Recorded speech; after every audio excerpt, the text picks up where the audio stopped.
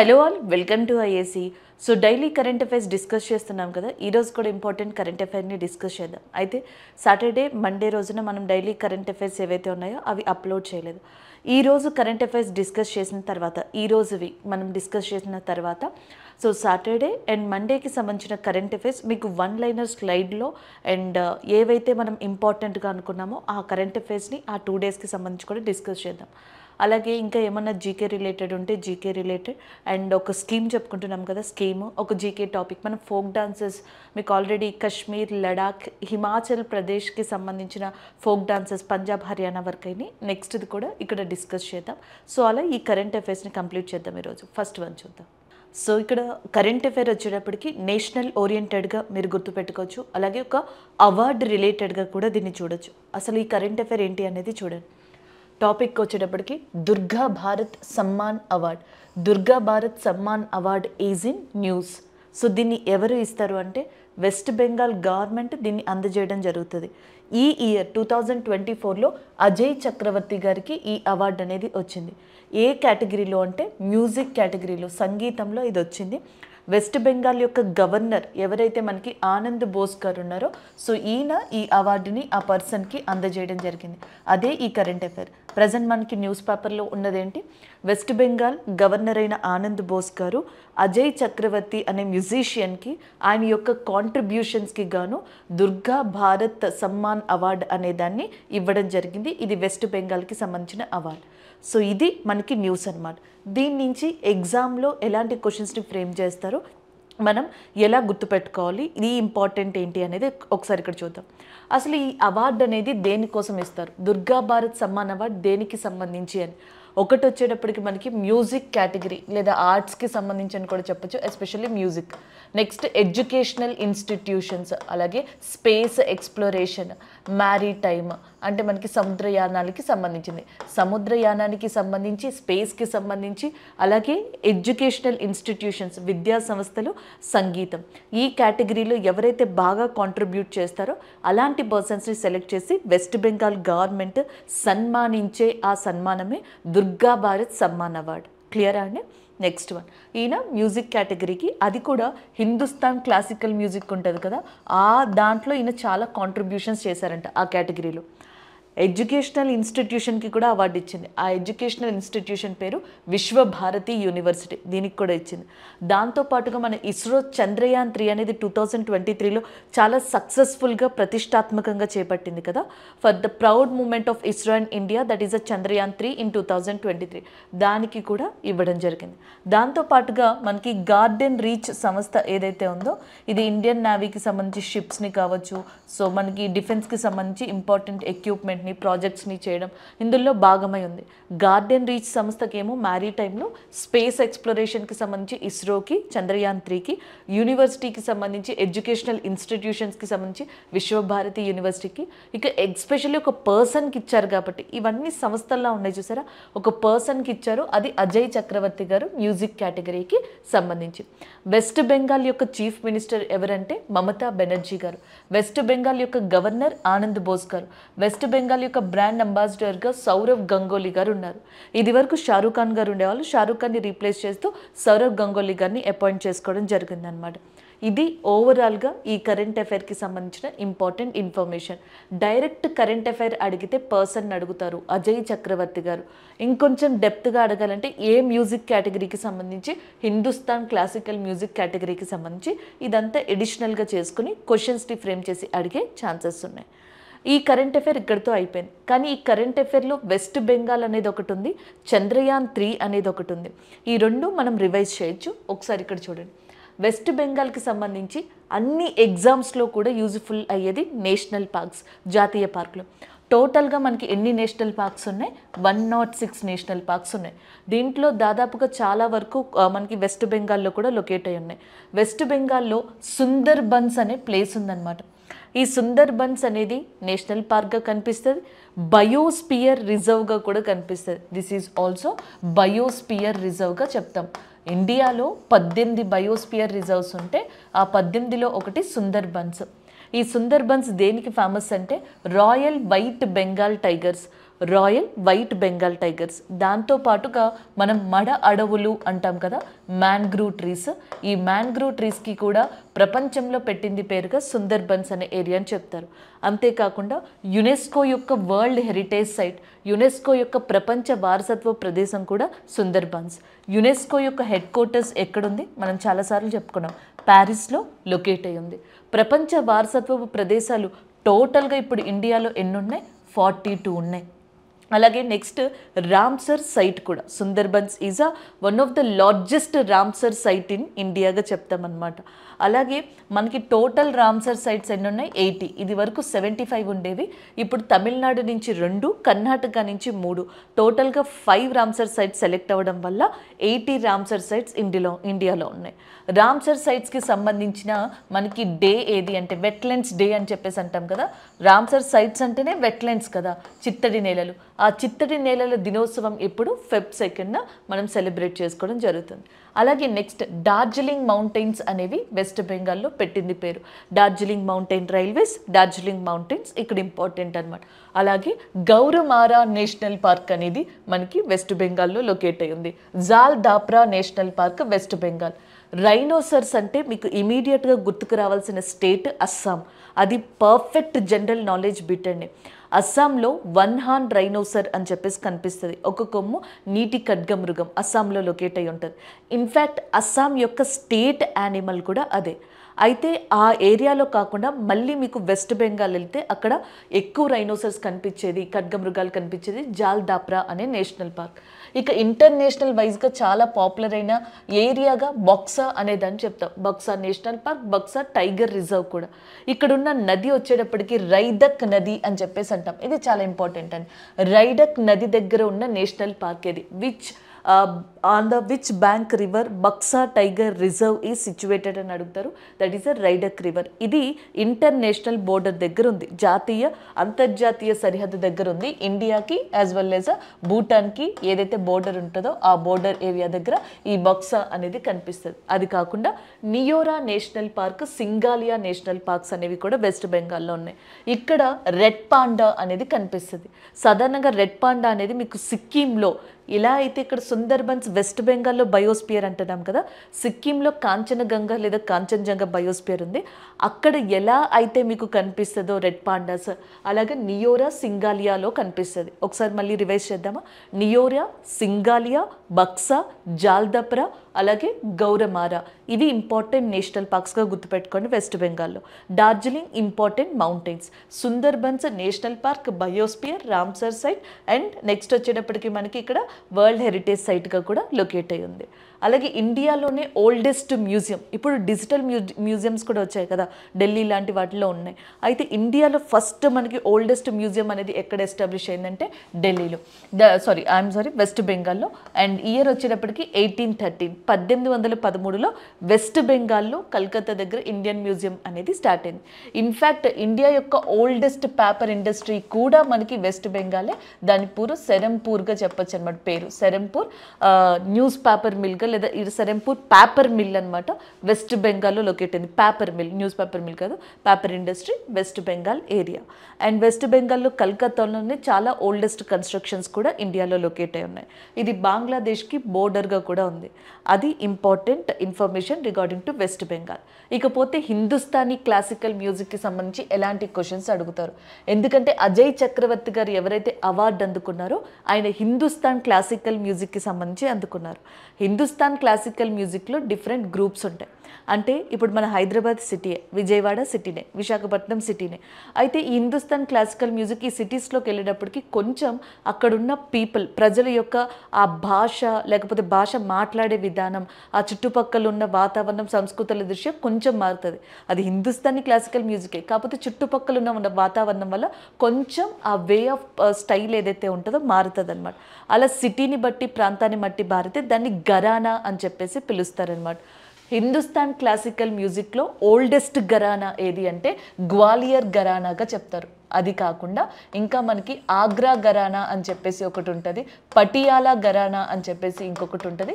ఇలా different గరానాస్ Hindustan classical మ్యూజిక్కి సంబంధించి ఉంటాయి. ఫాదర్ ఆఫ్ హిందుస్థాన్ క్లాసికల్ మ్యూజిక్గా తాన్సేన్ గారిని చెప్తారు. చంద్రయాన్-3 అనేది కూడా మనకి ఇస్రోకి సంబంధించి చంద్రయాన్-3 వల్లే కదా ఇస్రో కూడా సెలెక్ట్ అయింది ఈ అవార్డుకి.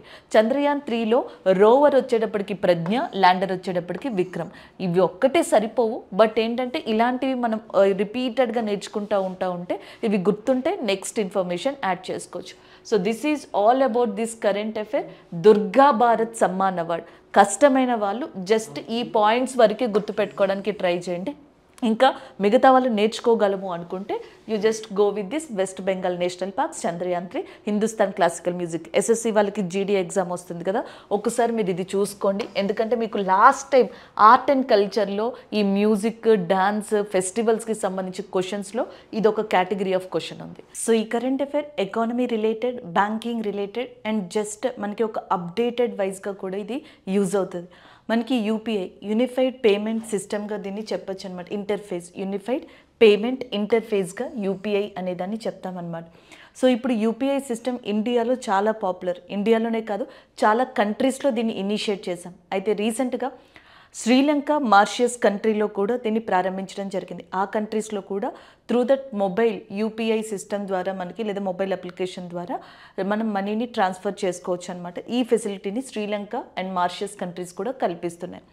శ్రీలంక యొక్క ఎవరైతే మనకి ప్రెసిడెంట్ ఉన్నారో రనీల్ విక్రమసింఘే, అలాగే మారిషస్ యొక్క prime minister Pravind Jugnauth and India's prime minister Narendra Modi గారి యొక్క ఆధ్వర్యంలో ఈ యూపీఐ అనేది ఇమీడియట్ బేస్న Sri Lanka and as well as మారిషస్లో స్టార్ట్ అయింది. అదే ఈ కరెంట్ అఫైర్ టాపిక్. చూడండి, India's UPI launched in Sri Lanka and Mauritius.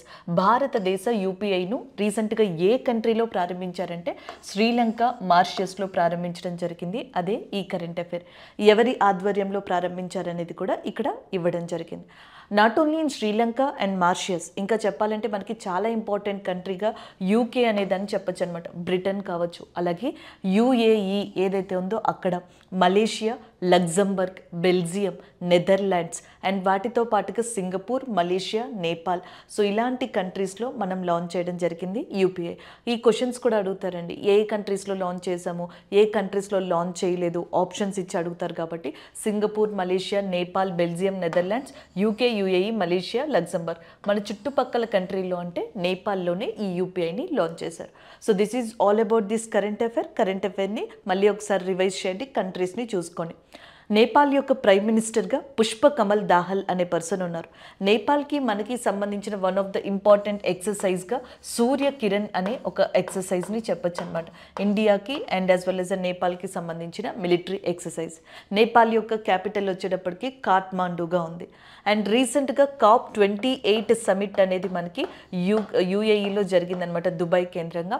COP30 or 33 అలాంటివి ఏవైతే ఉన్నాయో next future conference of party సమిట్లో ఒకటి ఇండియాలో కండక్ట్ చేయాలని చెప్పేసి ప్రైమ్ మినిస్టర్ నరేంద్ర మోదీ గారు కూడా ఒక ప్రపోజల్ పెట్టారు. అంతేకాకుండా ఈ ఇయర్ COP29 అనేది అజర్బైజాన్ అనే కంట్రీలో జరగబోతుంది. అది హోస్ట్ చేసే కంట్రీ. సో నెక్స్ట్ మనకి శ్రీలంక విషయానికి కనుక వస్తే, శ్రీలంక వచ్చేటప్పటికి శ్రీలంకకి ఇండియాకి మధ్యలో ఏదైతే వాటర్ ఛానల్ ఉందో ఆ వాటర్ ఛానల్ని పాక్ స్ట్రైట్ లేదా పాక్ జలసంధి అంటారు. ఇది ఒక ఫేమస్ ఎస్ఎస్సి క్వశ్చన్ అండి, ఈవెన్ రైల్వేస్లో కూడా. పాక్ స్ట్రైట్, పాక్ జలసంధి ఇండియాకి శ్రీలంకకి మధ్యలో ఉంది. లేదా శ్రీలంక సైడ్ మనకి మన్నార్ అని చెప్పేసి ఒక ఐలాండ్ ఉందన్నమాట, మన్నార్ అనే దీవి. అలాగే నెక్స్ట్ ఇండియా వైపు వచ్చేటప్పటికి తమిళనాడులో రామేశ్వరం ఐలాండ్ అని చెప్పేసి ఉంది. దీన్ని పంబన్ ఐలాండ్ అని కూడా అంటారు. ఇక్కడ ధనుష్కోడి అనే ప్లేస్ ఏదైతే ఉందో అది చాలా ఫేమస్ ప్లేస్ అనమాట. రామేశ్వరం ఐలాండ్కి, మన్నర్ ఐలాండ్కి లేదా ఇండియాకి శ్రీలంకలకి మధ్యలో ఉన్నది రామసేతు వారధి, యాడమ్స్ బ్రిడ్జ్గా చెప్తారు. ఇది నెక్స్ట్ మనకి రెండింటికి మధ్యలో ఉన్న జలసంధిని పాక్ స్ట్రైట్ అని అంటారు. ఈ రెండు ప్రీవియస్ ఇయర్స్ క్వశ్చన్సే కొన్ని ఎగ్జామ్స్లో.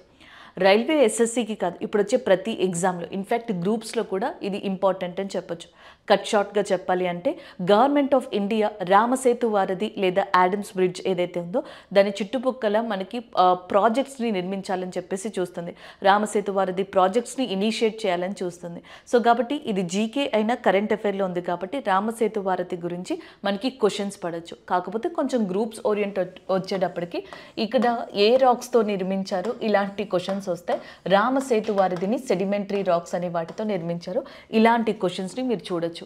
Even Tamil Nadu is very famous for Jallikattu. మీకు ఆల్రెడీ తెలిసిందే, జల్లికట్టు అనే ఫెస్టివల్కి తమిళనాడు పెట్టింది పేరు. అంతేకాకుండా తమిళనాడులో ఇంపార్టెంట్ నేషనల్ పార్క్గా ఉన్నది ఏది అంటే ముదుమలై నేషనల్ పార్క్ అనేది, గిండి నేషనల్ పార్క్ అనేది తమిళనాడులో ఇంపార్టెంట్ జాతీయ పార్కులుగా చెప్తాం. అంతేకాకుండా 2024లో ఖేలో ఇండియా యూత్ గేమ్స్ అనేవి వీరమాతంగై అనే మాస్కట్గా తమిళనాడులోని కోయంబత్తూర్ అనే ప్రాంతం, తిరుచి అనే ప్రాంతాలు, ఇంకొన్ని ప్రాంతాల్లో జరిగాయన్నమాట. సో ఇది తమిళనాడుకి సంబంధించిన కొంత information. And coming to that Sri Lanka, Madagascar area, Madagascar and Mauritius. So ఇప్పుడు మనకి శ్రీలంక మారిషియస్లో కదా ప్రారంభించారు. మారిషియస్ విషయానికి వచ్చేటప్పటికి ఇక్కడ చూడండి, మారిషియస్ మడగాస్కర్కి దగ్గరగా ఉన్న ఐలాండ్, ఇండియన్ ఓషన్కి సంబంధించి, హిందూ మహాసముద్రానికి సంబంధించిన one of the important island. Madagascar and ఆఫ్రికాకి మధ్యలో ఒక వాటర్ ఉంటుంది అనమాట, వాటర్ బాడీ. దానిని మొజాంబిక్ ఛానల్ అంటాం. SSC GD, SSC CGL, railways and మిగతా ఎగ్జామ్స్ వాళ్ళకి ఇది చాలా ఇంపార్టెంట్ అండి. ఈవెన్ గ్రూప్స్లో కూడా మీకు కొన్ని చోట్ల ఓషన్స్ కరెంట్స్ అని ఉంది చూసారా, అక్కడ మీకు యూజ్ అయ్యే ఛాన్సెస్ ఉంటాయన్నమాట. మొజాంబిక్ ఛానల్, ఛానల్ అంటే వాటర్ బాడీ. మొజాంబిక్ ఛానల్ ఆఫ్రికాకి మడగాస్కర్కి మధ్యలో ఉంది. మడగాస్కర్కి నియర్ బై ఐలాండే మారిషియస్ అనమాట. సో ఇది మీరు గుర్తుపెట్టుకోవాల్సిన మెయిన్ అంశాలు. అలాగే ఆఫ్రికా విషయానికి వస్తే, ఆఫ్రికాలో ఇంపార్టెంట్ డెజర్ట్గా, ఎడారిగా సహారా ఎడారి అనేదాన్ని చెప్తాం. ఇండియాలో థార్ డెజర్ట్ ఎలాగో ఆఫ్రికాలో సహారా అలాగా. అలాగే ఆఫ్రికాలో కల్హారి, నంబి అండ్ ఈ డెజర్ట్స్ కూడా ఇంపార్టెంట్గా చెప్తాం. ప్రపంచంలోనే లాంగెస్ట్ రివర్, ప్రపంచంలో అతి పొడవైన నది నైలు నది, అండ్ అది కూడా ఆఫ్రికాలోనే ఉంది. ట్రాపిక్ ఆఫ్ క్యాన్సర్, కర్కట రేఖని ప్రపంచంలో 2 సార్లు తాకుతూ పోయే నది ఇండియాలో అయితే మాహీ నది అని చెప్పేసి అంటాం. If it is Africa, that is a Congo river. అలాగే Kimberley is very famous place in Africa for diamonds. ఇండియాలో అయితే పన్నా మధ్యప్రదేశ్ అని చెప్తాం కదా, అలాగే ఆఫ్రికాలో కింబర్లీ అనేది డైమండ్స్కి చాలా famous place. And important volcanic area in Africa is Kilimanjaro. Himachal ప్రదేశ్లోని గడ్డి కమ్యూనిటీ అనే ప్రాంతానికి సంబంధించిన ఒక మహిళ 2023లో మౌంటైనర్ డ్రెస్తో కాకుండా ఆ గడ్డి పహారీ డ్రెస్ తోటే, ఆ కాస్ట్యూమ్ తోటే ఈ కిలిమంజారో వాల్కెనో మౌంటైన్ ఏదైతే ఉందో ఈ మౌంటైన్ ప్రాంతాన్ని అధిరోహించడం జరిగింది. ఇది చాలా సంవత్సరాల నుంచి ఎరప్ట్ అవ్వట్లేదు, విస్ఫోటనం చెందట్లేదు, అందుకే ఇది యాక్టివ్ వాల్కెనో కాదనమాట. Kilimanjaro which is located in Africa. అదే మన ఇండియాలో ఒక యాక్టివ్ వాల్కెనో ఉంది, దాని పేరు బ్యారెన్, అది అండమాన్ అండ్ నికోబార్లో ఉంది. కేవలం శ్రీలంక మారిషియస్ని పట్టుకొని మనం స్టాటిక్ జీకేని కంప్లీట్ చేసాం. కమింగ్ టు దట్ బ్యాంకింగ్ వాళ్ళకి ఇది బాగా యూజ్ అవుతుంది అనమాట. యూపీఐ కావచ్చు, కంట్రీస్ కావచ్చు, ఇలా అలా కాకుండా నెక్స్ట్ మిగతా వాళ్ళందరికీ కూడా ఈ ఇన్ఫర్మేషన్ అనేది మీకు జీకే ఓరియంటెడ్లో బాగా యూజ్ అవుతుంది. This is all about this current affair. Next one చూద్దాం. సో ఈ కరెంట్ అఫైర్ డేకి సంబంధించింది అండ్ మనకి చాలా జీకేని రివైజ్ చేసుకోవడానికి అపాయింట్మెంట్స్ అనే కరెంట్ అఫైర్స్ సెగ్మెంట్ ఏదైతే ఉంటుందో ఆ ఫీల్డ్, ఆ దానికి సంబంధించిన కరెంట్ అఫైర్స్ రివ్యూ చేసుకోవడానికి ఈ కరెంట్ అఫైర్ బేస్ అనమాట. సో మనకి నేషనల్ విమెన్స్ డే, జాతీయ మహిళా దినోత్సవం, దీన్ని ఎవ్రీ ఇయర్ కూడా February 13న జరుపుకోవడం జరుగుతుంది అనమాట. February 13th is celebrated as a national women's day. దీనికి కారణం సరోజినీ నాయుడు గారు. సరోజినీ నాయుడు గారు పుట్టింది 1879లో February 13న. అందుకని సరోజినీ నాయుడు గారి యొక్క జ్ఞాపకార్థంగా జాతీయ మహిళా దినోత్సవాన్ని మనకి Feb 13న జరుపుకుంటారు. Feb 13th is celebrated as a national women's day on the honour of Sarojini Naidu గారు. సో ఇది ఇంపార్టెంట్ ఇన్ఫర్మేషన్ అనమాట. ఇక సరోజినీ నాయుడు గారి విషయానికి వస్తే ఐఎన్సి, ఇండియన్ నేషనల్ కాంగ్రెస్ అని చెప్పేసి ఉంది. ఇండియన్ నేషనల్ కాంగ్రెస్కి మొట్టమొదటి ఫీమేల్ ప్రెసిడెంట్. యాక్చువల్గా ఫీమేల్ ప్రెసిడెంట్గా ఐఎన్సీ సెక్షన్కి బాధ్యత వహించింది అనీ బెసెంట్ గారు. బట్ అనీ బెసెంట్ గారు స్వతహాగా కంప్లీట్గా భారతీయురాలు కాదు కాబట్టి, ఇండియన్ కాదు కాబట్టి కంప్లీట్గా ఫస్ట్ ఇండియన్ విమెన్ ఐఎన్సీ సెక్షన్కి బాధ్యత వహించింది సరోజినీ నాయుడు గారు. అది కూడా 1925లో కాన్పూర్ సెక్షన్ అనమాట ఐఎన్సీకి సంబంధించి. 1924లో గాంధీ గారు బెల్గాం సెక్షన్కి వహించిన తర్వాత 1925లో సరోజినీ నాయుడు గారు వహించారు. ఫ్లడ్స్ వచ్చిన టైంలో, మనకి ఇండిపెండెన్స్ ఆ టైంలో ఫ్లడ్స్ వచ్చినప్పుడు వరదలు, అండ్ చాలామందిని కాపాడినందుకు ఆమె సోషల్ కాంట్రిబ్యూషన్కి గాను 1911 ఆ టైంలో కైజర్ ఏ హింద్ అనే బిరుదును కూడా ఆమెకి ఇవ్వడం జరిగింది. ఫ్రీడమ్ మూమెంట్ టైంలో ఇదంతా జరిగిందనమాట.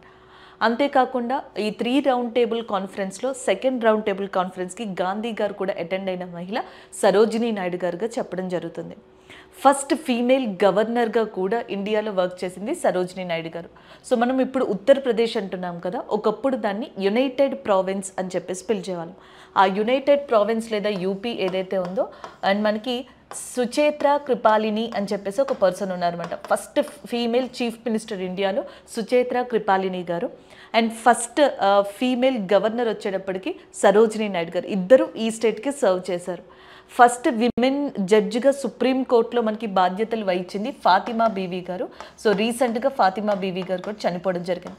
ఫస్ట్ విమెన్ ఐఏఎస్ ఆఫీసర్ ఏమో Anna George Malhotra. First women IPS officer ఏమో కిరణ్ బేడీ గారు. First judge of supreme court Fathima Beevi గారు. First female governor Sarojini Naidu గారు. ఫీమేల్స్ గురించి చెప్తున్నాను, సరోజినీ నాయుడు గారు.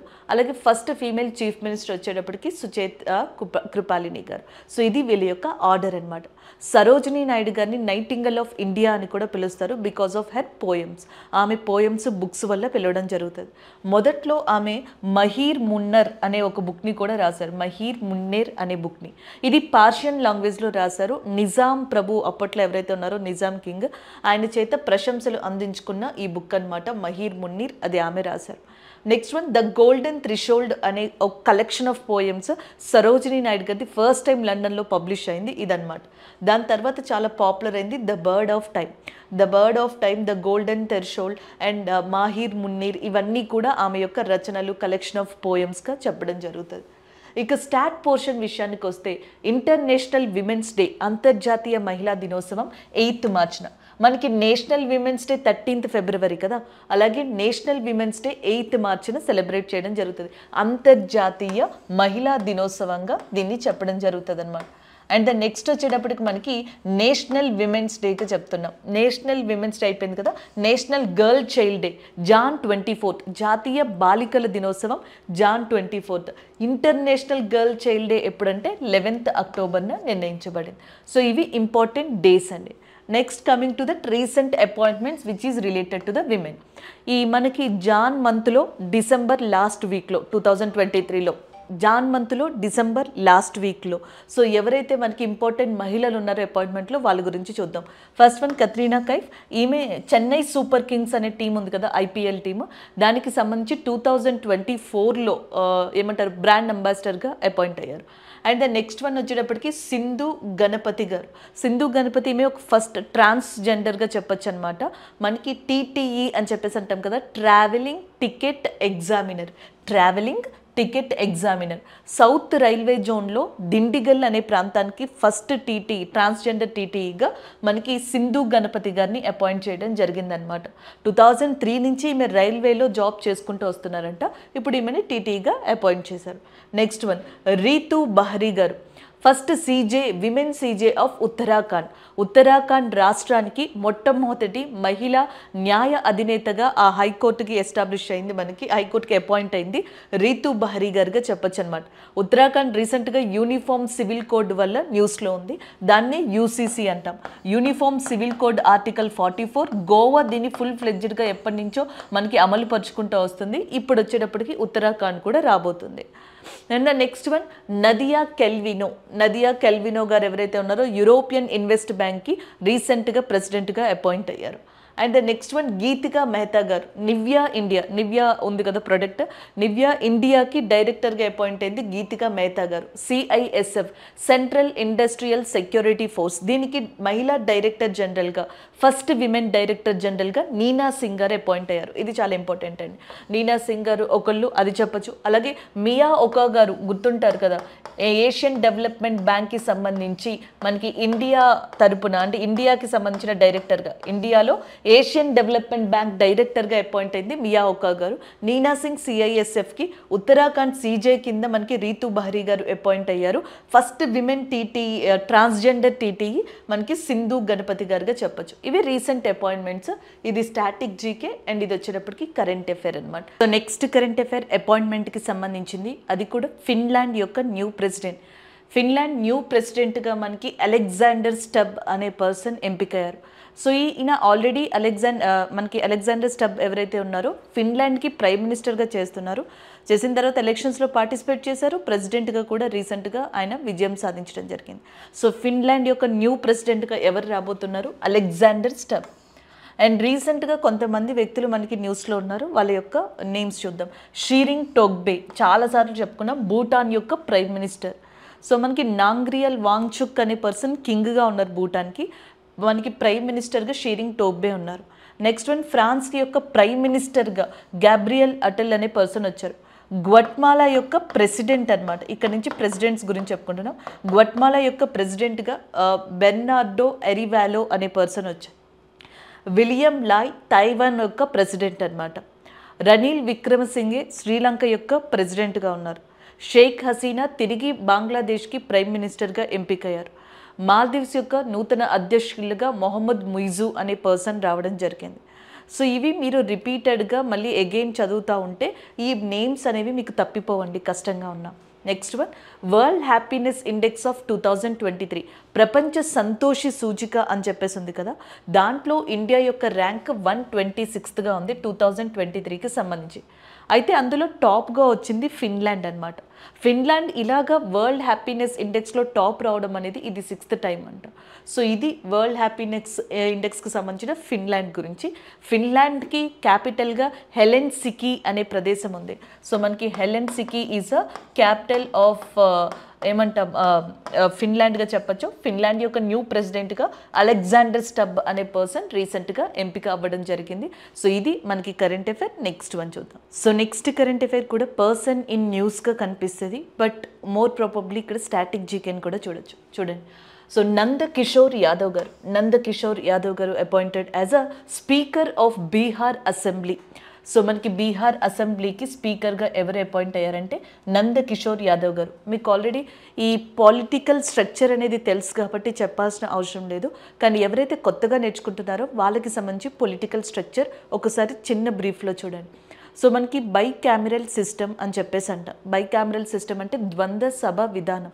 ఈ ద్వంద్వ సభ విధానంలో ఏమవుతుంది అంటే పార్లమెంట్ వచ్చేటప్పటికి మనకి ఉభయ సభలుగా ఉంటుంది. ఒకటి లోక్సభ అని చెప్పేసి ఉంటాం, అండ్ రెండోది రాజ్యసభగా చెప్పడం జరుగుతుంది.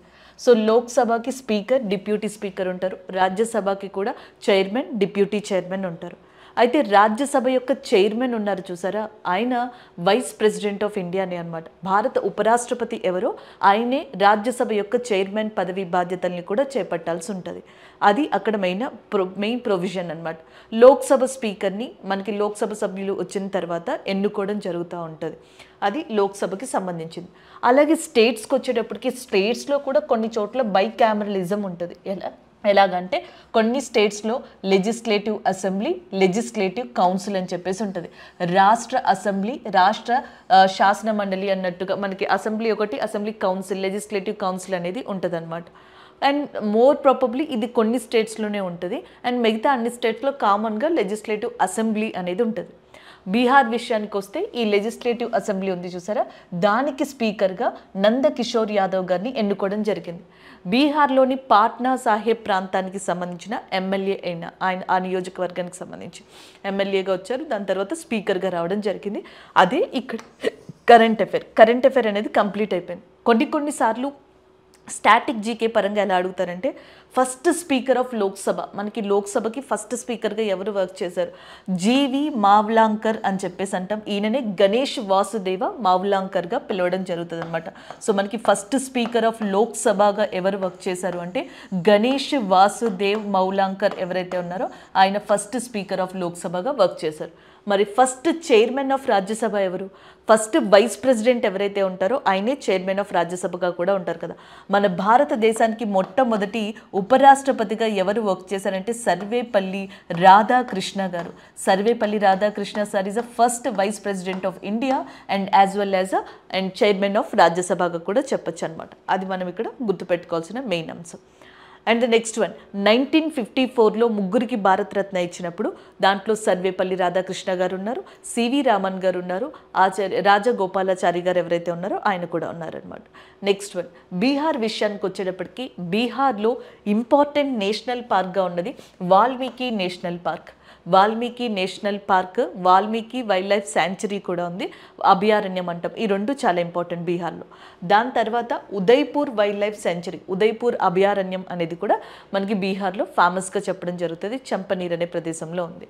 Next Vikramashila Gangetic dolphin sanctuary. Vikramashila Gangetic dolphin sanctuary అనేది ఎక్కడ లొకేట్ అయి ఉందంటే బీహార్లో. బీహార్లో ఇంపార్టెంట్ నదిగా కోసిని చెప్తారు, సారో ఆఫ్ బీహార్, బీహార్ దుఃఖదాయిని అని కూడా కోసి నదిని పిలవడం జరుగుతుంది. ఇకపోతే బీహార్ చీఫ్ మినిస్టర్గా నితీష్ కుమార్ గారు ఉన్నారు. అలాగే బీహార్ యొక్క గవర్నర్గా రాజేంద్ర విశ్వనాథ్ ఆర్లేకర్ గారు ఉన్నారు. రాజేంద్ర విశ్వనాథ్ ఆర్లేకర్ గారు గవర్నర్ ఆఫ్ బీహార్, నితీష్ కుమార్ గారు అండ్ మనకి chief minister of Bihar. Speaker of Bihar అసెంబ్లీగా నందకిషోర్ యాదవ్ గారు రావడం జరిగింది. ఫస్ట్ స్పీకర్ ఆఫ్ లోక్సభగా జీవి మౌలాంకర్ గారు వర్క్ చేశారు. చైర్మన్ ఆఫ్ రాజ్యసభగా సర్వేపల్లి రాధాకృష్ణ గారు వర్క్ చేయడం జరిగింది. ఫస్ట్ భారత్ రత్నని అందుకున్న వాళ్ళలో 1954లో ఈ పర్సన్ ఒకరుగా చెప్పొచ్చు. సో ఇది ఓవరాల్గా ఈ కరెంట్ అఫైర్కి సంబంధించిన ఇన్ఫర్మేషన్. డైలీ మనం ఇంపార్టెంట్ ఫోక్ డాన్స్ చెప్పుకుంటున్నాం కదా. సో ఈరోజు ఇంపార్టెంట్ ఫోక్ డాన్స్ వచ్చేటప్పటికి మనకి రాజస్థాన్కి సంబంధించి, రాజస్థాన్లో ఇంపార్టెంట్గా మీకు ఎక్కువగా అడిగేది Kalbelia dance. Kalbelia డాన్స్ని snake dance అని కూడా పిలవడం జరుగుతుందన్నమాట.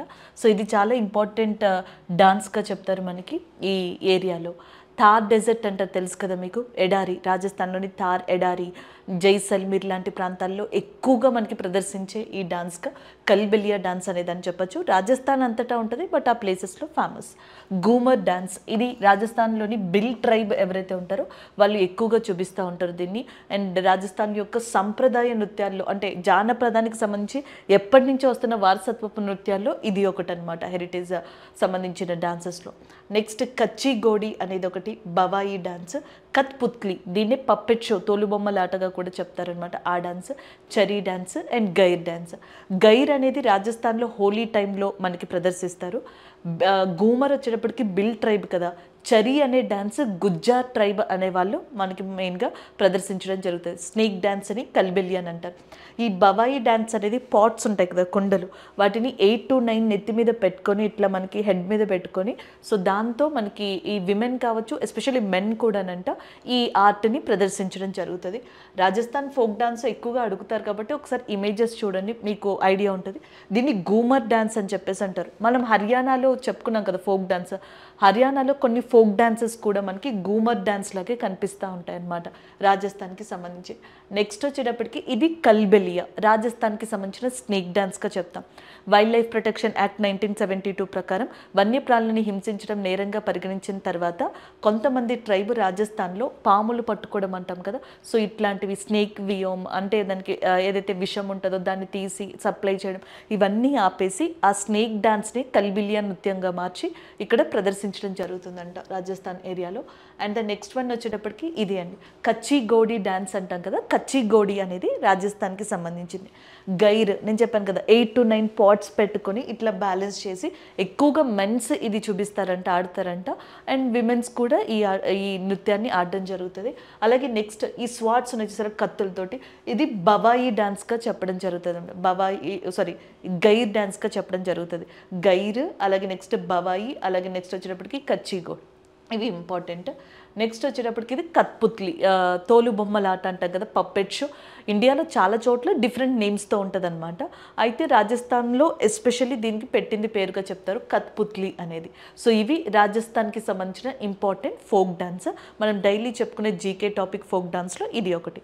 సో దీంతో జమ్మూ కాశ్మీర్ గుర్తుంటాయి కదా, రాఫ్, దమ్హల్, అఫీజ్, ఇవన్నీ జమ్మూ కాశ్మీర్కి సంబంధించినవి. నట్టి అనే డాన్స్ హిమాచల్ ప్రదేశ్కి సంబంధించింది. అలాగే నెక్స్ట్ మనకి భాంగ్రా లాంటివి పంజాబ్కి సంబంధించిన ఇంపార్టెంట్ ఫోక్ డాన్స్గా చెప్పచ్చు. సో ఇలా లడాక్, జమ్మూ కాశ్మీర్, హిమాచల్ ప్రదేశ్, పంజాబ్, హర్యానా గురించి చెప్పుకున్నాం. ఈరోజు రాజస్థాన్లో కల్బెలియా, గూమర్, అలాగే వాటితో పాటుగా కత్పుత్లి, గైర్, కచ్చిగోడి ఇలాంటి ఫోక్ డాన్సెస్ని చెప్పుకున్నాం.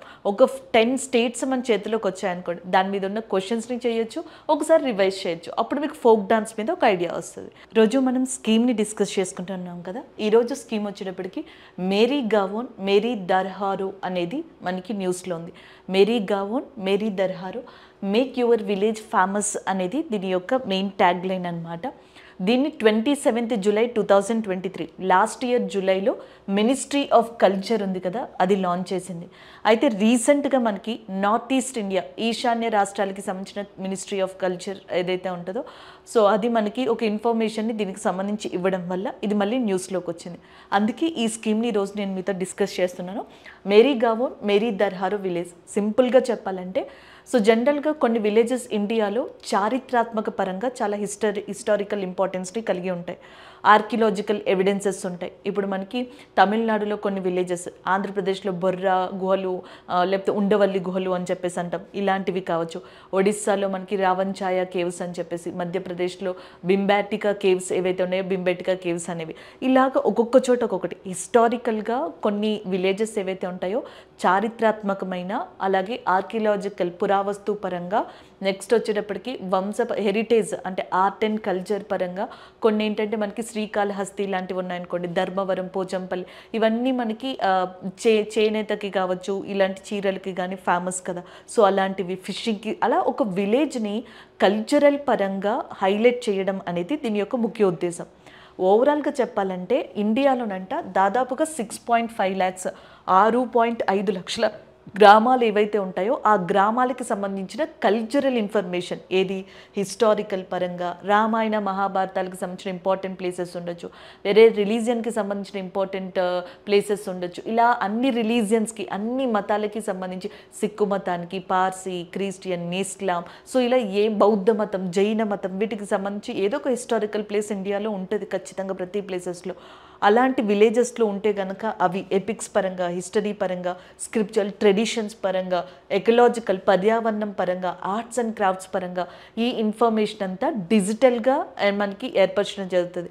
డిజిటల్గాను మనం వెబ్సైట్లోకి వెళ్ళి ఇన్ఫర్మేషన్ చూడొచ్చు, నేరుగా అక్కడికి వెళ్ళి సో ఇదే పద్ధతిలో అక్కడంతా కూడా విజిట్ చేసేలాగా ఆ విలేజ్ని అరేంజ్ చేయడం అనమాట. అదే Mera Gaon Mera Dharohar make your village famous అనేది. సో దీన్ని ఎవరు స్టార్ట్ చేశారు? Ministry of culture 27th July 2023లో దీన్ని లాంచ్ చేయడం జరిగింది. అదే ఈ కరెంట్ అఫేర్ అంటే అదే ఈ స్కీమ్ అండి. ఇలాంటి స్కీమ్స్ జనరల్గా మనం Mahatma Gandhi national rural employment guarantee act, SVANidhi Yojana, so ఇలాంటివి చూస్తూ ఉంటాం. హార్టికల్చర్ మిషన్, ఇవి ఒక్కొక్కసారి మనకి కంటి నుంచి తప్పించుకుపోతాయి అంటారు చూసారా, ఇలాంటి స్కీమ్లో ఇది వచ్చిందా అని కూడా కొంతమందికి తెలియదు. మెజారిటీ ఆఫ్ పోర్షన్ కంప్లీట్ చేసుకుంటారు, కొంతమందికి తెలియదు. కాబట్టి సో ఇలాంటి స్కీమ్స్ కూడా ఉంటాయి, ఒకసారి ఇవి కూడా చూడండి. This is about that scheme of the day. So మనకి 10th కరెంట్ అఫైర్స్ డిస్కస్ చేయలేదు కదా 10th రోజున, ఆ 10th రోజుకి సంబంధించిన 1-liner కరెంట్ అఫైర్స్ ఒకసారి ఇక్కడ చూద్దాం అసలు ఏం జరిగింది అనేది. ప్యారీలాల్ శర్మ గారు ఎవరైతే ఉన్నారో ఈయన మ్యూజిక్ కేటగిరీకి సంబంధించిన వ్యక్తి. మ్యూజిక్ విభాగంలో, సంగీత విభాగంలో ఆయన చేసిన కాంట్రిబ్యూషన్కి గాను లక్ష్మీనారాయణ అంతర్జాతీయ అవార్డు, లక్ష్మీనారాయణ ఇంటర్నేషనల్ అవార్డు అనేది లభించింది. అంతేకాదు ప్యారీలాల్ శర్మ గారికి 2024లో పద్మభూషణ్ అవార్డు అనేది కూడా లభించింది అనమాట. ఇకపోతే నెక్స్ట్ వచ్చేటప్పటికి భారతరత్న అవార్డు, ఇది ఆల్రెడీ మీకు తెలిసిందే, బట్ 10th రోజున అప్డేట్ వచ్చింది కాబట్టి అందుకు చూద్దాం. ఫస్ట్లో బీహార్కి సంబంధించిన ఫార్మర్ చీఫ్ మినిస్టర్ అయిన కర్పూరి ఠాకూర్ గారికి అనౌన్స్ చేశారు, తర్వాత ఎల్కే అద్వానీ గారికి అనౌన్స్ చేశారు, దాని తర్వాత చౌదరి చరణ్ సింగ్ గారు, నరసింహారావు గారు, స్వామినాథన్ గారికి అనౌన్స్ చేయడం జరిగింది. ఈ రోజున farmers day December 23rd celebrate చేసుకుంటున్నామంటే దానికి కారణం ఫార్మర్ ప్రైమ్ మినిస్టర్ అయిన చౌదరి చరణ్ సింగ్ గారుగా చెప్పొచ్చు. ఎకనామిక్ రిఫార్మ్స్, ఆర్థిక సంస్కరణలు, especially LPG liberalisation, privatisation, globalisation లాంటివి వచ్చిన టైంలో మనకి వన్ ఆఫ్ ద మెయిన్ లీడర్గా ఉన్నది పివి నరసింహారావు గారు. ఆయనకి కూడా మనకి భారతరత్న అనేది ఇవ్వడం జరిగింది. ఇకపోతే ఫాదర్ ఆఫ్ గ్రీన్ రివల్యూషన్గా పిలువబడే హరిత విప్లవ పితామహుడు భారతదేశానికి సంబంధించి ఎంఎస్ స్వామినాథన్ గారుగా చెప్పొచ్చు. ఈయనకి కూడా భారతరత్న అనేది ఇచ్చారు. ఆల్రెడీ మీకు తెలిసిన విషయమే, కాకపోతే సాటర్డే ఉంది కాబట్టి కరెంట్ అఫైర్లో మనం చెప్పుకుంటున్నాం. ఖేలో ఇండియా యూనివర్సిటీ క్రీడలు ఉన్నాయి చూసారా, ఇవి అస్సాంలో రీసెంట్గా ప్రారంభం కాబోతున్నాయి. అస్సాం చీఫ్ మినిస్టర్ ఎవరైతే హిమాంత బిశ్వ శర్మ ఉన్నారో ఆయన, అస్సాం యొక్క గవర్నర్ గులాబ్ చంద్ కటారియా, అలాగే మనకి స్పోర్ట్స్ మినిస్టర్గా ఉన్న అనురాగ్ సింగ్ గారు, సో వీళ్ళు ముగ్గురు కలిసి ఖేలో ఇండియా యూనివర్సిటీ గేమ్స్ అస్సాంలో ఏవైతే ప్రారంభం కాబోతున్నాయో దానికి సంబంధించిన సింబల్, మాస్కెట్ని రిలీజ్ చేశారు. సో జనరల్గా మనకి గేమ్స్ అస్సాంలో జరగబోతున్నాయి. ఇది 4th ఎడిషన్గా చెప్పొచ్చు.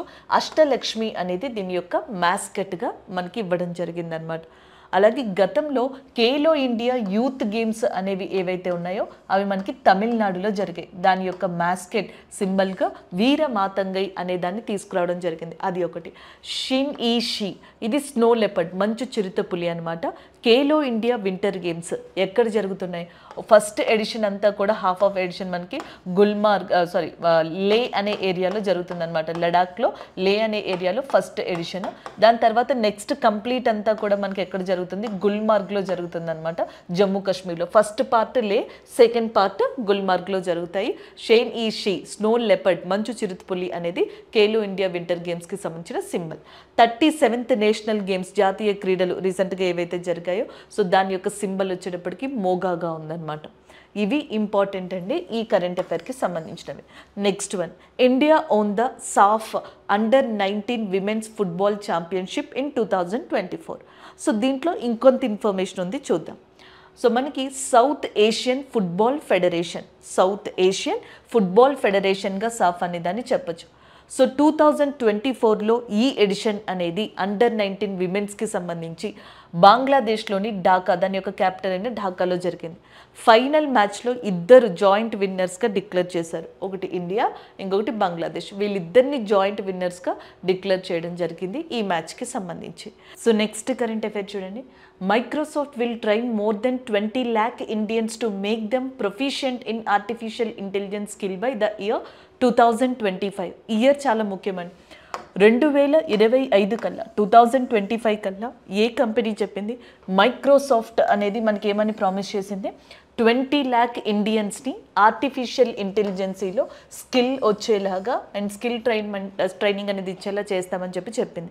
Microsoft will train 20 lakh Indians by the 2025 in artificial intelligence skill డెవలప్మెంట్గా చెప్పొచ్చు అనమాట. అదే ఇక్కడ కరెంట్ అఫైర్. అండ్ మైక్రోసాఫ్ట్కి సంబంధించి ఏదైతే మనకి ఆర్టిఫిషియల్ ఇంటెలిజెన్సీ యాప్ అనేది ఉందో లేదా సిస్టమ్ ఉందో దాన్ని కో-పైలట్ అని చెప్పేసి పిలుస్తారు. అదే ఓపెన్ ఏఐకి సంబంధించిన ఆర్టిఫిషియల్ ఇంటెలిజెన్సీ సిస్టమ్ పేరు చాట్ జీపీటీ. గూగుల్కి సంబంధించి అది బార్డ్ అనమాట. రీసెంట్గా మనకి 1 day బిఫోర్ ఒక అప్డేట్ వచ్చింది. బార్డ్ని జెమినీ కింద రీనేమ్ చేస్తున్నారంట మనకి గూగుల్ వాళ్ళు. ఏఐకి సంబంధించింది, వాళ్ళ ఏఐకి సంబంధించింది. ఎలన్ మస్క్ వీటన్నిటికీ కాంపిటీషన్గా గ్రోక్ అనే ఏఐ సిస్టమ్ని తీసుకురాబోతున్నారు. గ్రోక్ ఎలన్ మస్క్కి సంబంధించింది. బార్డ్ నుంచి జెమినీకి చేంజ్ అయింది గూగుల్. చాట్ జీపీటీ ఓపెన్ ఏఐకి సంబంధించింది. మైక్రోసాఫ్ట్కి సంబంధించింది కో-పైలట్ ఆర్టిఫిషియల్ ఇంటెలిజెన్సీ ప్లాట్ఫామ్స్ అనమాట. వరల్డ్లో ఆర్టిఫిషియల్ ఇంటెలిజెన్సీకి సంబంధించిన గ్లోబల్ సేఫ్టీ సమిట్ అనేది ఫస్ట్ టైం 2023లో యూకేలో జరిగింది. మనం చెప్పుకుంటూ ఉంటామే బ్లెచ్లీ డిక్లరేషన్ అని చెప్పేసి, అది ఇక్కడే అనమాట. అదే 2023లో మన ఢిల్లీలోని భారత్ మండపం కేంద్రంగా global partnership on artificial intelligence summit అనేది కూడా జరిగిందనమాట. సో ఇది 2 ఇంపార్టెంట్ రివైజ్డ్ కరెంట్ అఫైర్స్ అండి. Next one, world government summit ప్రపంచ గవర్నమెంట్ సమావేశం అనేది 2024లో ఎక్కడ జరగబోతుంది అంటే దుబాయ్లో. దాని యొక్క థీమ్ వచ్చేటప్పటికి shaping the government of future అనేది దీని యొక్క మెయిన్ థీమ్గా ఉందన్నమాట. టర్కీ ఒకటి, ఇండియా, ఖతార్ ఇవి గెస్ట్ కంట్రీస్. సో మనకి గెస్ట్ కంట్రీస్గా ఏవి సెలెక్ట్ అయ్యాయి? India, Qatar, Turkey. హోస్ట్ ఏది? దుబాయ్ అనమాట. ఇండియా తరపున ప్రైమ్ మినిస్టర్ నరేంద్ర మోదీ గారు కూడా దీంట్లో పార్టిసిపేట్ చేయబోతున్నారు. నెక్స్ట్ వచ్చేటప్పటికి రాజనందగావోన్ అనేది మనకి ఛత్తీస్గఢ్లో ఉన్న ఒక ప్రాంతం. ఏ స్టేట్ అని అడిగితే ఛత్తీస్గఢ్ అని చెప్పేసి గుర్తుపెట్టుకోండి. సో ఛత్తీస్గఢ్లో ఉన్న మనకి ఏదైతే రాజనందగావోన్ అనేది ఉందో అది largest battery energy storage system అనే దాన్ని ఎస్టాబ్లిష్ చేయడానికి ఒక ప్లేస్ అయిందనమాట.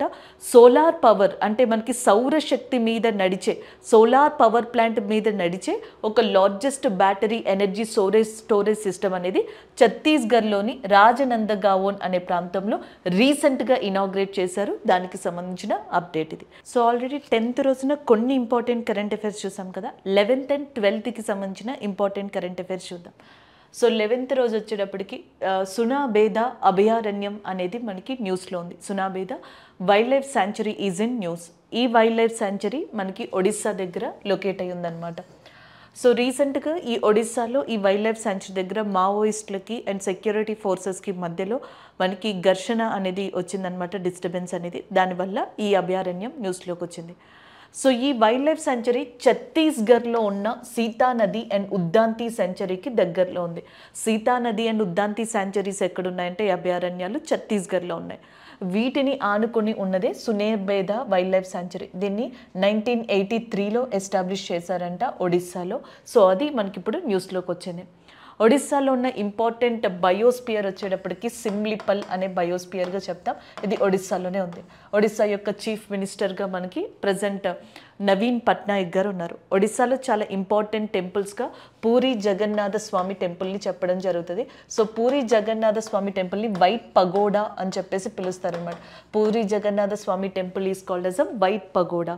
బ్లాక్ పగోడా టెంపుల్ అని చెప్పేసి ఇదే స్టేట్లో ఉన్న కోనార్క్ సూర్య దేవాలయాన్ని పిలుస్తారు. ఈ కోనార్క్ వీలు భారత్ మండపం దగ్గర కూడా మీరు చూడొచ్చు. ఇదే కోనార్క్ వీలు 10 రూపీస్ నోట్ మీద కూడా మనం చూడొచ్చు. ఒడిస్సాలో ఇంపార్టెంట్ పోర్టుగా ఉన్నది ఏది అంటే తీరంగా మనకి పారాదీప్ పోర్ట్ అనేది ఒడిస్సాలో ఇంపార్టెంట్ ఓడరేవ్గా కూడా చెప్తాం. ఇది ఒడిస్సాకి సంబంధించిన కొంత స్టాటిక్ జీకే. సో ఇది కరెంట్ అఫైర్ అనమాట. నెక్స్ట్ వన్, ఫాస్ట్ అనే ఒక టెలిస్కోప్. సో ఫాస్ట్ అనే టెలిస్కోప్ని రీసెంట్గా ఇంట్రడ్యూస్ చేసింది చైనాకి సంబంధించిన నాన్జింగ్ యూనివర్సిటీ. నాన్జింగ్ యూనివర్సిటీ అనేది చైనాకి సంబంధించింది. గుహాన్జో సిటీలో మనకి ఫాస్ట్ టెలిస్కోప్ అనే దాన్ని ఇంట్రడ్యూస్ చేసింది. Next one, page. పేజ్ అంటే ఎబ్రివేషన్ వచ్చేటప్పటికి plankton, aerosol, cloud, ocean, ecosystem. Plankton అంటే జనరల్గా మనకి సముద్రాల్లో ఉండే ఒక ఎకోసిస్టమ్గా చెప్పొచ్చు అనమాట. ఈ ప్లాంక్టాన్ని మీద ఆధారపడే ఫిషెస్ అనేవి ఉంటాయంట. సో మనకి చేపలు అంటాం కదా, వాటి యొక్క ప్రధాన ఆహారం, వాటి యొక్క మెయిన్ సోర్స్, ఫుడ్ సోర్స్ ఏది అంటే ప్లాంక్టాన్గా చెప్పడం జరుగుతుందంట. ఈ ప్లాంక్టాన్ ఒకటి, ఏరోజోల్ ఒకటి, నెక్స్ట్ మనకి C refers to the cloud, next వచ్చేటప్పటికి ఈ రిఫర్స్ టు ద ఓషన్ ఎకోసిస్టమ్గా చెప్తున్నారు. సో వీటిని మనకి అబ్జర్వ్ చేయడానికి నాసా అండ్ స్పేస్ ఎక్స్ కలిసి ఈ పేజ్ అనే దాన్ని లాంచ్ అయిపోతున్నాయి. ఈ లాంచ్ చేసే డేట్ని రివైజ్ చేసే దానివల్ల ఇది న్యూస్లోకి వచ్చిందనమాట. సో పేజ్ అనేది ఎవరు లాంచ్ అయిపోతున్నారు? NASA and space X. So దేనికోసం అంటే survey of oceans and atmosphere, సముద్రాలు మరియు వాతావరణాన్ని సర్వే చేయడానికి వీళ్ళు రిలీజ్ చేస్తున్న ఒక మిషన్గా దీన్ని చెప్పచ్చు. And the next one, road to Paris 2024. Road to Paris 2024, championing clean sports and uniting for anti doping conference. Championing cleaning sports and uniting for anti doping కాన్ఫరెన్స్గా చెప్పచ్చు.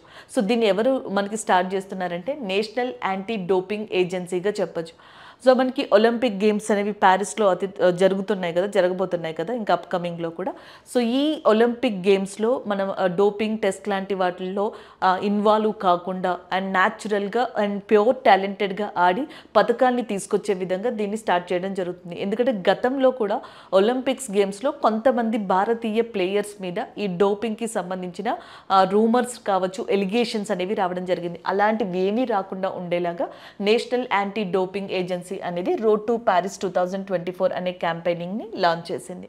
And the next one, 7th Indian ocean conference, 7వ హిందూ మహాసముద్ర conference అనేది రీసెంట్గా ఎక్కడ conduct చేశారంటే ఆస్ట్రేలియాలోని Perth అనే ప్రదేశంలో 7th ఇండియన్ ఓషన్ కాన్ఫరెన్స్ అనేది స్టార్ట్ చేశారు. సో దీంట్లో ఏంటంటే హిందూ మహాసముద్రానికి సంబంధించిన మెయిన్ రీసోర్సెస్, ఆపరేషన్స్, అలాగే ఇంకా నెక్స్ట్ మనకి ఏదైనా ప్రిపేర్నెస్కి సంబంధించినవి అండ్ నెక్స్ట్ ఎకనామీ రిలేటెడ్గా ఉన్నవి డిస్కస్ చేయడం జరుగుతుంది అనమాట. ఈ ఇండియన్ ఓషన్ కాన్ఫరెన్స్ యొక్క థీమ్ వచ్చేటప్పటికి towards a stable and sustainable Indian ocean. Towards a stable and sustainable, స్థిరమైన సుస్థిర అభివృద్ధి కలిగిన అండ్ హిందూ మహాసముద్రం అనేది దీని యొక్క థీమ్గా ఉందన్నమాట. సో అది మనకి ఇండియన్ ఓషన్ కాన్ఫరెన్స్కి సంబంధించిన ఇంపార్టెంట్ ఇన్ఫర్మేషన్. సో అలాగే నెక్స్ట్ వచ్చేటప్పటికి మనకి national institute of mental health and neuroscience ఏదైతే ఉందో, so national institute of mental health and neuro science, so దానికి రీసెంట్గా నెల్సన్ మండేలా ప్రైజ్ 2024 అనేది రావడం జరిగింది. వరల్డ్ హెల్త్ ఆర్గనైజేషన్, ప్రపంచ ఆరోగ్య సంస్థ హెల్త్ కేర్ యొక్క ప్రమోషన్లో భాగంగా ఈ అవార్డు అనే దాన్ని స్టార్ట్ చేసింది. సో ఈ అవార్డుని 2024లో national institute of mental health and neuroscience ఏదైతే ఉందో సో దానికి ఇవ్వడం జరిగిందనమాట. అది దానికి సంబంధించిన main current affair. And then next వచ్చేటప్పటికి ఇస్రో అనేది ఈ ఫెబ్ 17న మనకి ఆంధ్రప్రదేశ్లోని సతీష్ ధావన్ స్పేస్ సెంటర్ దగ్గర నుంచి GSLV F-14 అనే రాకెట్ ద్వారా ఇన్సాట్ 3D శాటిలైట్ అనే దాన్ని లాంచ్ అయిపోతుంది. ఈ శాటిలైట్ వాతావరణ పరిస్థితులు తెలుసుకోవడానికి అంటే మెట్రలాజికల్ శాటిలైట్గా కూడా దీన్ని చెప్పడం జరుగుతుంది. సో అది ఇంకొక అప్డేటెడ్ కరెంట్ అఫైర్ అండి. సో ఈరోజు ఏవైతే కరెంట్ అఫైర్స్ చెప్పుకున్నామో వాటి యొక్క రివ్యూ చూద్దాం. ఫస్ట్ వన్ వచ్చేటప్పటికి దుర్గా భారత్ సమ్మాన్ అవార్డు అనేది రీసెంట్గా డిస్కస్ చేసాం. ఇది వెస్ట్ బెంగాల్లో మనకి ఇచ్చే అవార్డుగా చెప్తున్నారు. వెస్ట్ బెంగాల్ గవర్నమెంట్ ఇచ్చే అవార్డు. రీసెంట్గా అజయ్ చక్రవర్తి గారికి ఈ అవార్డు అనేది లభించింది. దాంతోపాటుగా ఇస్రో గార్డెన్ రిచ్ అనే ఏదైతే ఉందో మనకి దానికి అండ్ నెక్స్ట్ ఒక యూనివర్సిటీకి ఈ అవార్డు అనేది లభించింది.